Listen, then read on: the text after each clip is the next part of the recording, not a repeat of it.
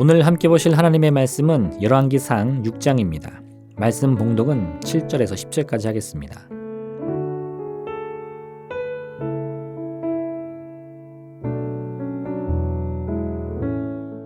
이 성전은 건축할 때에 돌을 그 뜨는 곳에서 다듬고 가져다가 건축하였으므로 건축하는 동안에 성전 속에서는 방망이나 도끼나 모든 철 연장 소리가 들리지 아니하였으며 중층 골방의 문은 성전 오른쪽에 있는데 나사 모양 층계로 말미암아 하층에서 중층에 오르고 중층에서 셋째 층에 오르게 하였더라. 성전의 건축을 마치니라. 그 성전은 백향목 석가래와 널판으로 덮었고 또 온 성전으로 돌아가며 높이가 5규빗 되는 다락방을 건축하되 백향목 들보로 성전에 연접하게 하였더라. 아멘.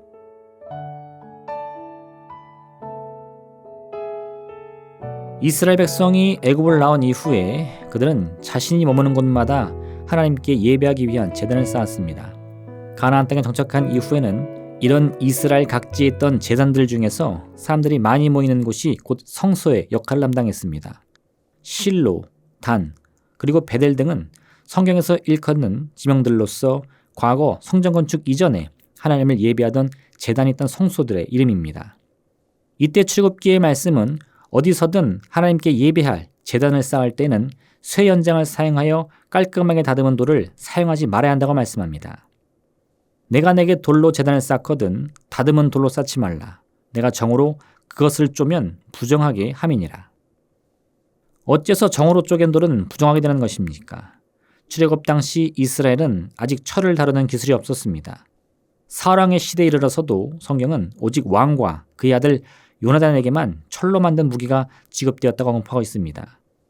출애굽기의 말씀이 주어질 당시 철 연장을 자유제재로 사용하면서 돌을 다듬을 수 있는 기술을 가진 사람들은 이스라엘 백성 중에서는 찾을 수가 없었고 오직 가나안 땅의 거민들 중에서만 존재할 수 있었던 것입니다. 그러니 만약 이스라엘 백성들이 다듬은 돌을 사용하여 제단을 만들려고 했다면 그들은 반드시 가나안의 거민들 중에서 돌 다듬는 기술을 가진 사람을 따로 고용하여 성소의 제단을 쌓아야 했던 것입니다. 하지만 이는 하나님께서 바라시는 성소의 올바른 기능이 아니었습니다. 하나님을 예배하기 위한 성소는 오직 믿음만을 가지고 하나님의 도우심을 구하거나 그 이름 앞에 영광을 돌리기 위함인 것이지 인간이 가진 기술이나 능력을 자랑하기 위함이 아닌 것입니다. 그렇기 때문에 하나님께서는 오히려 이런 다듬은 돌을 사용하여 제단을 쌓는 일을 금지함으로써 당시 이스라엘 민족이 원하는 곳에서 누구라도 자유롭게 제단을 쌓고 하나님을 예배할 수 있도록 하신 것입니다. 그때 여호수아가 이스라엘 하나님 여호와를 위하여 에발산에 한 제단을 쌓았으니 이는 여호와의 종 모세가 이스라엘 자손에게 명령한 것과 모세의 율법책에 기록된 대로 쇠 연장으로 다듬지 아니한 새 돌로 만든 제단이라. 무리가 여호와께 번제물과 화목제물을 그 위에 드렸으며. 그런데 이제 시대가 변했습니다. 다윗을 거쳐 솔로몬이 새롭게 이스라엘의 왕이 된 지금 이스라엘 중에서도 철 연장을 다루던 기술자들이 나오기 시작한 것입니다. 또한 이를 이용하여 돌을 다듬거나 그 안에 문양을 새기는 기술들도 날로 발전했습니다. 그러니 이제 이스라엘은 다른 이방민족 기술자들의 도움 없이도 하나님을 예배할 제단을 충분히 쌓을 수 있게 되었습니다. 그런데 솔로몬은 모세를 통해 주어진 하나님의 말씀을 어떠한 모양이든 지키려고 합니다. 또한 동시에 과거 아무런 힘도 능력도 없던 시절에 주변의 돌들을 주워다가 만들었던 그런 허름한 모습으로 제단을 쌓으려고 하지도 않습니다. 그럼 어떻게 해야 성전 건축을 하는 동안 철 연장소리를 내지 않으면서도 성전에 어울릴 만한 아름다운 모습의 제단을 만들 수 있습니까? 솔로몬이 생각한 묘책은 제단에 사용할 돌을 성전을 건축하는 장소에서 작업하는 것이 아니라 돌들을 채취할 때 바로 그 장소에서 미리 다듬어 가져오도록 하는 것이었습니다. 그래서 건축자들은 먼 곳에서 제단에 사용할 돌들을 구한 다음 바로 그 자리에서 미리 설계한 모습 그대로 돌들을 다듬은 것입니다. 그런 후에 완전히 완성된 모습으로 돌을 운반해 왔기 때문에 자재가 도착한 다음에 성전터에서 철 연장 소리를 내지 않고서도 모두가 바르는 깔끔하게 잘 정돈된 돌들로 성전의 제단을 쌓을 수 있었던 것입니다. 어떤 면에서 이런 솔로몬의 선택은 참으로 시간과 물질을 낭비하는 어리석은 선택처럼 보입니다. 하지만 솔로몬에게 있어 더 중요한 것은 반드시 다듬지 않은 돌들로 제단을 쌓아야 한다는 하나님의 말씀을 그 자체로 지키는 것이었습니다. 참으로 미련하게까지 보일 수 있는 일이지만 이는 어디까지나 그 의미와 중심을 어디에 두느냐 하는 것에 달려있는 것입니다. 어떤 이들은 시대가 변했으니 이제 하나님께서 주신 말씀의 의미도 새롭게 해석하고 적용해야 한다고 말할 수 있을 것입니다. 물론 우리 일상의 삶과 연관된 많은 율법의 말씀들이 이러한 기준을 통해서 새로운 시대에 맞도록 재해석되고 적용되기도 합니다. 솔로몬 역시도 아마 광야에서 살아가던 조상들의 삶과 지금 이스라엘 백성의 삶의 모습은 완전히 다르다는 것쯤은 알고 있었을 것입니다. 그래서 어떤 율법들은 이제 왕정 시대에 맞추어 새롭게 해석되고 그 새로운 의미들을 백성들에게 교육하며 그들의 실생활에 잘 뿌리내리도록 도왔을 것입니다. 그런데 이번만큼은 그렇지 않습니다. 왜냐하면 이는 백성들의 삶의 모습과 관련된 말씀이 아니라 하나님께 예배하는 제단을 세우는 일에 관한 것이었기 때문입니다.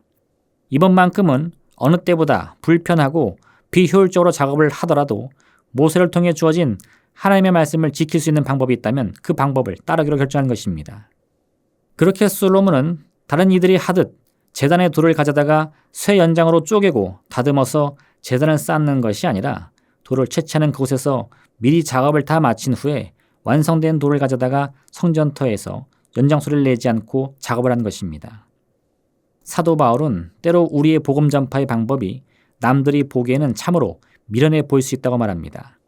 하지만 이 미련해 보이는 방법을 통하여 현재 전 세계는 수억 명에 이르는 그리스도인들을 세우게 된 것입니다. 그러므로 중요한 것은 내 자신이 얼마나 하나님의 말씀을 믿고 신뢰하고 있는가 하는 점에 있습니다. 하나님의 뜻을 이룸에 있어서 재능이 많은 사람은 더 빠르고 더 정확하고 더 효과적으로 할 수 있을지 모르겠습니다. 반면에 재능이 없는 사람은 그보다는 좀 더 느리게 혹은 좀 더 미련하게 할 수도 있을 것입니다. 하지만 하나님의 편에서 보면 이 둘의 차이는 전혀 없습니다. 재능이 많은 자나 재능이 부족한 자나 두 사람 모두 전심으로 하나님을 믿고 신뢰하고 있다면 그것으로 충분합니다. 오늘 솔로몬이 제단을 쌓는 모습도 마찬가지입니다. 그가 말씀을 따르기 위해 전혀 다듬지 않은 돌을 사용하던 혹은 새 시대의 흐름에 맞춰서 성전터에서 제단의 돌을 다듬던 상관없습니다. 더욱 중요한 것은 지금 솔로몬 자신이 어떠한 마음가짐으로 하나님의 성전을 건축하고 있는가 하는 점이 있는 것입니다. 그는 어떤 방법으로든 온 정성을 다하기로 마음먹은 것입니다. 이런 자신의 마음을 표현하기 위해 가장 좋은 재료를 미리 준비하고 또 과거 조상들로부터 주어진 하나님의 말씀들을 하나도 놓치지 않으려고 노력한 것입니다. 이러한 방법으로 솔로몬은 역사에 남을 예루살렘 성전을 완공하게 됩니다. 하나님께서 이곳을 하나님의 영광이 거하는 거처로 삼아주신 이유가 바로 여기에 있습니다. 솔로몬 왕을 비롯한 온 백성들의 믿음과 열정과 헌신의 모습이야말로 이 성전의 가치를 증명해주는 가장 분명한 증거인 것입니다. 그러므로 우리도 이와 같은 믿음과 신뢰를 품어야만 합니다. 기록된 바 오직 의인은 믿음으로 말미암아 살리라. 오직 믿음의 힘과 능력을 의지하는 복된 하루 보내시기를 주님의 이름으로 부탁드립니다. 기도하겠습니다. 사랑의 하나님 아버지, 우리의 삶의 모습이 어떠한 모양이든 그 마음 중심이 항상 주님을 향하게 하여 주옵소서. 내 마음과 생각을 주님께로 집중하여 주께서 들려주시는 음성 가운데 귀를 기울이게 도와주시옵시고 세상이 보여주는 절망과 슬픔의 증거들 가운데서도 오직 소망을 품는 믿음을 갖게 허락하여 주옵소서. 오직 의인은 믿음으로 말미암아 살리라. 이 귀한 말씀을 오늘 하루 우리 마음 가운데 새기며 오직 믿음으로 승리하는 우리 모두가 되게 허락하여 주옵소서. 예수님의 이름으로 기도합니다. 아멘. 하늘에 계신 우리 아버지, 아버지의 이름을 거룩하게 하시며 아버지의 나라가 오게 하시며 아버지의 뜻이 하늘에서와 같이 땅에서도 이루어지게 하소서. 오늘 우리에게 일용할 양식을 주시고 우리가 우리에게 잘못한 사람을 용서하여 준 것 같이 우리 죄를 용서하여 주시고 우리를 시험에 빠지지 않게 하시고 악에서 구하소서. 나라와 권능과 영광이 영원히 아버지의 것입니다. 아멘.